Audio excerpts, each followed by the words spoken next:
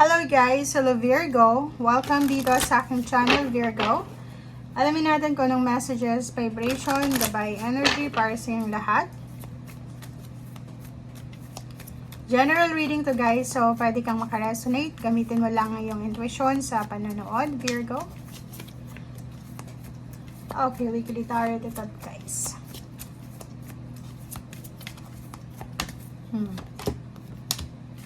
Okay, Virgo.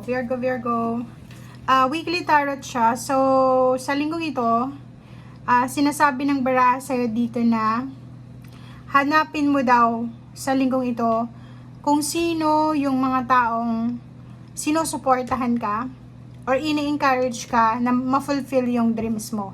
So, ibig sabihin, beware. Mag-ingat ka, Virgo. Kasi, hindi lahat ng tao na nasa paligid mo sa ngayon is kasama mo siya nung nagsimula ka.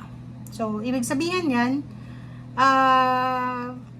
kung ano man itong nangyayari sa buhay mo sa ngayon, it's either nasa taas or baba ka. Kung sino yung kasama mo, kailangan mo ma-realize to eh. Friendship, hindi mo maituturing na friendship or friends yung mga taong kasama mo lang sa kasayahan. Hindi mo maituturing na mga nagmamahal sa'yo ang taong ito kung naandyan lang sila through ups and wala sila sa down. Pag may occasion lang, naandyan lang. So like family members, may kapamilya ka, relatives na nakikita mo lang sa okasyon. Pero in terms na may problema kayo sa financial, emotional, sila pa yung unang nagbabackstab sa inyo. So dito sa barahan to, sinasabi na be careful. Be careful tayo sa mga pinagkakatiwalaan natin, Virgo. Okay? And this week din, makakatulong sa'yo yung musika. So, pakikinig ng music, or siguro, yung iba, yung marunong mag-compose ng music. So, nakikita natin dito na makakatulong to para ma-lift yung soul mo, and then, marami kang maaalala. Siguro, nasa loob ka ng sasakyan, may narinig kang music, and bigla mong maaalala yung mga taong naging parte ng buhay mo, yung mga taong sinuportahan ka nung wala ka pa, or nandun ka pa sa ilalim. So, ang dami-dami mo ditong mai-experience sa linggong itong mga rekindling messages or memories from the past.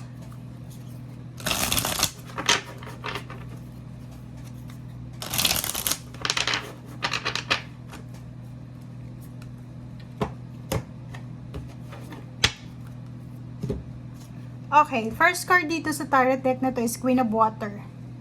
Ang nakikita ko sir dito, pwedeng isang water sign, Pisces, Scorpion, Cancer. Mayroon siyang asawa, babae, kasi queen siya. So, pwedeng siya yung palaging sumusuporta sa'yo dati. Binibigyan kanya ng suporta, emotional, financial, spiritual. And siguro isa siya sa posibleng maalala mo sa linggong ito.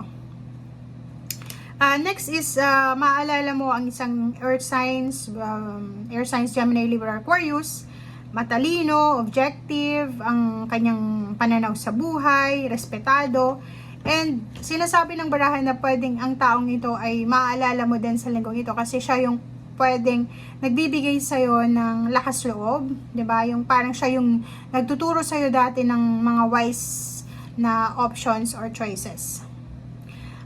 Dito din sa barahang to, kasi may the lovers tayo, so mayroon ditong mga relationship na pwedeng magkabalikan. So, between earth signs and then water sign and then air sign. So, nakikita natin dito na posibleng may mga relationship na magsisimula. Pwedeng rekindling of relationship, renewal ng relationship, or pwedeng nakikita natin dito na may kasal na gagawin or may kasal na gaganapin. Yung iba sa'yo dito, Virgo, may mga married na Virgo dito. So, pwedeng married kayo or in a relationship kayo na nagsisisi kayo ngayon. Sa linggong ito, punong-puno kayo ng pagsisisi.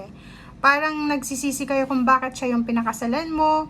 Nagsisisi kayo kung bakit nagpadalos-dalos kayo sa desisyon. But, sinasabi ng Zero the Dreamer dito na hindi pa huli ang lahat. Pwede mo pa daw na i-correct yung mga mistakes mo. Pwede mo pa daw na i-reassess yung situation mo. So, yun ang nakikita natin. And Magician, sinasabi ng baraha sa iyo na be prepared. Ihanda mo yung sarili mo kasi maraming possible na changes, pagbabago, makukuha mo kung ano yung, marireclaim mo yung power na nawala sa'yo, like money, relationship, or kung ano pa man. Sinasabi ng manifestation na to, card na magician, na may posibleng naghihintay sa'yo na isang pagkakataon, isang posibilidad na matagal ka nang hinihintay. So, nakikita natin dito na isa sa dahilan kung bakit hindi mo nakukuha ang isang oportunidad nito kasi pabago-bago ka ng isip. Pabago-bago ng isip, sorry. And ngayon, sa linggo ito, sinasabi ng barahan na kailangan mo ihanda ang sarili mo kasi etong manifestation na to, etong opportunity nito, is hindi siya pang araw-araw na opportunity na papasok sa buhay mo. So, pag na-miss mo siya, wala nang mangyayari. 'Di ba? So, ihanda mo yung sarili mo. If ever ikaw ay naghahanap ng trabaho, so, ihanda mo yung mga papers mo, documents, or yung sarili mo para dito. Okay? And nakikita ko rin sa'yo dito, may isang mag-asawa, mag-boyfriend, magkaibigan, magnanay, ang pwedeng nagpaplano sila, partners sila sa pagpaplano regarding sa kanilang progreso. Parang, meron ditong mag-asawa na nagpaplano kung paano nila masusolusyonan yung problema sa financial. May dalawa ditong magkarelasyon, magkapatid, or pwedeng magnanay na nagpaplano sila kung ano yung mga gagawin nila for the next few months ng 2024. Okay, so Queen of Air, kailangan mo daw ng focus sa ngayon. So, ano man itong pinaplano mo or ano man itong gusto mong gawin, Virgo, make sure na planado siya. May mga magsasabi na, okay, plinano ko, pero hindi nangyari.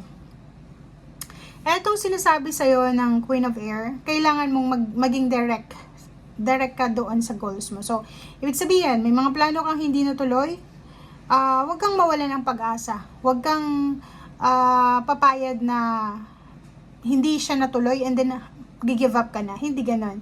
Sinasabi ng baraha, if ever man na hindi natuloy yung gusto mo, hanap ka ng ibang alternatibo. Hanap ka ng ibang pwede mong magawa habang naghihintay ka kung kailan matutuloy itong gusto mo. 'Di ba? Kasi itong Ten of Earth na to, deserve mo yan na blessings eh. It's a destiny. So, ibig sabihin yan, para sa'yo talaga yan. Hihintayin ka yan kung kailan ka ready. So, yun nga yung sinasabi sa'yo dito, preparedness. Kailangan mo ihanda ang sarili mo. Kasi once nahanda ka na, yung blessings na to is parang papasok siya sa buhay mo na hindi mo ini-expect. Diba? Life-changing siya. So, pareho din kayo ng Taurus and then Capricorn. May mga life-changing events or alchemy, mga transformation sa buhay mo na posibleng magdadala sa iyo ng liberation or freedom. Okay? Opportunity. So, yun. Pwedeng trabaho. May posibleng trabaho kayong sisimulan. May posibleng relationship. May posibleng plano, hobbies, or pwedeng mga habits na pwedeng sisimulan nyo ngayong linggong ito. Nakikita natin dito na yung anak, isang batang babae ang pwedeng maging inspiration mo, or kung hindi man siya bata, pwedeng nanay mo siya, or pwedeng matandang babae. Itong magiging inspiration mo regarding dito sa transformation na kukunan mo or minamanifest mo. Sorry. Thank you guys and see you again. Bye!